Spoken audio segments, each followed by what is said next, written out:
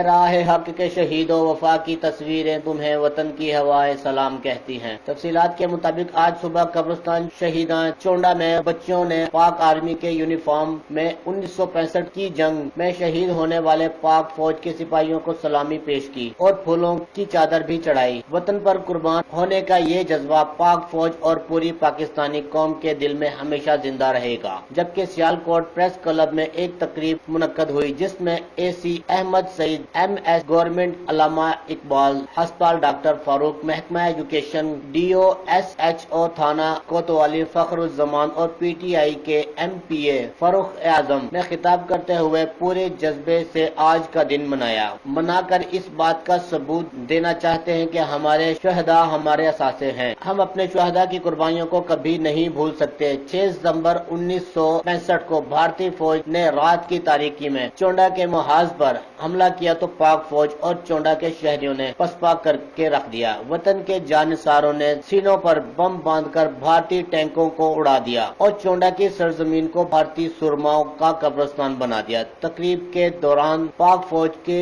شہیدوں کے عزیز و اقارب کو بھی اعزازات سے نوازا گیا۔ کیمرہ مین ٹیم کے ہمراہ عمران بٹ، راز نیوز، سیالکوٹ۔